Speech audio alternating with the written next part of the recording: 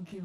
Our next speaker is the chairman of the Department of Geoscience of the National Taiwan University, Taiwan Joint Research Fellow, Institute of Earth Science and Academia, SMICA in Taiwan. He works in the field of earthquake, early warning, real-time seismology, and seismotectonics. He obtained his PhD in geophysics from the National Central University. He's also currently the chair of the Geoscience of National Taiwan University. As I've said, a Joint Research Fellow of the Academia. And he received the Yih-Min Wu Memorial Award of National Science Council in 2006 and was awarded Outstanding Research on the Ministry of Science and Technology in 2008, 2011, and 2014. Ladies and gentlemen, let's all welcome Dr. Yih-Min Wu, who will talk on development of earthquake early warning and real-time shake map system using low sensors. Dr. Wu. Thanks. It's my pleasure to be here to share our experience. I would like to talk about the development of the earthquake early warning system using low-cost sensor and produce the shake map. So I'm a seismologist. Seismologists learn from the damaged earthquake. Based on the past damaged earthquake, we found the relationship between the initial P wave shaking and with the largest shaking. So based on this map, we can, when P wave coming, then we can predict the shear wave that shaking that give the warning.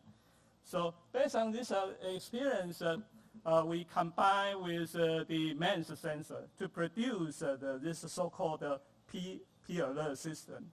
Is due to the when earthquake occur, then this device can give warning, and why we use a low MEMS sensor is a low cost. So for regularly, you install one device, but use this low cost sensor, you can have 10 devices. So we install this device to the in Taiwan due to the low cost. So about 8 years, our group installed in Taiwan about 700 stations distributed in Taiwan. They all real time. Mostly we install to the elementary school to provide a warning for the on-site warning. And in the elementary school, they have power, they have the internet, so we can receive the signal. So, and when earthquake just occurred, then we can produce the shake map like this one. This is 1 year ago, the occurred in the Hualien, the magnitude 6.4 earthquake. Just 1 minute. Due to all of the station connected to the internet, just the 1 minute, you can get the shake map like this one. Based on this map, you know where is the most damaged area. And based on the GG earthquake experience, when really large earthquake occurred, the communication channel may have some problem. So based on this experience, not only send the shake map to just like to the rescue agency. We also send this share map to for example, the social media, Facebook. Due to the information reach to the social media, the most of the people can gather the information. Based on the 3 years ago, the moment magnitude 6.4 Menong earthquake,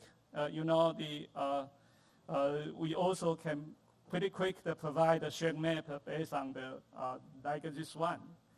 For the peak one acceleration of the shake map, it's like mostly close to the source.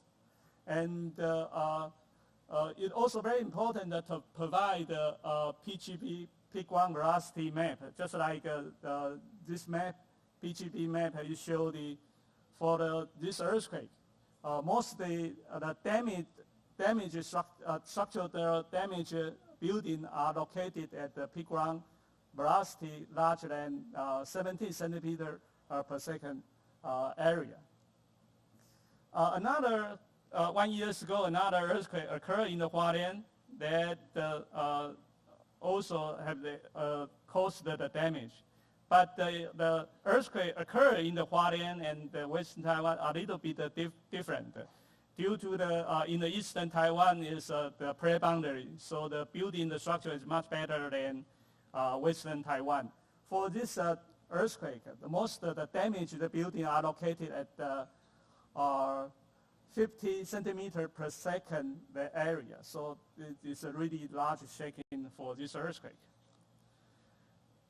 So just like last week, an earthquake occurred in the Eastern Taiwan, just 6.1.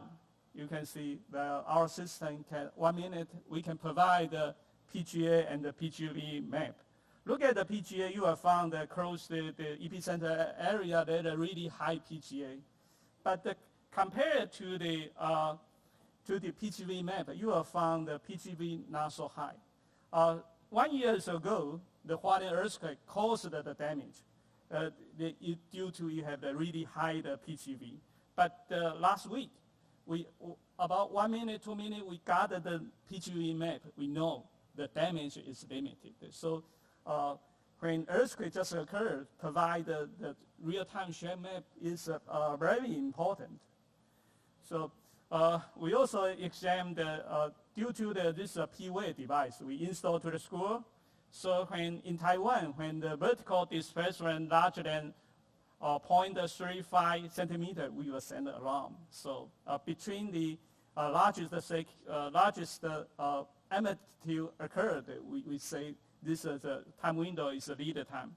We just show the maybe too small, but the earthquake, 1 year ago, the earthquake occurred in East Taiwan. For the damage, most the damage area, then this P-wave, the alert system can provide about 6 to 8 second lead time before the peak ground acceleration or before the peak ground velocity. Now we also use another technique. Is use like a check alarm system. Due to all of the stations real-time connected to the our headquarters, then we can provide observe the real-time shaking.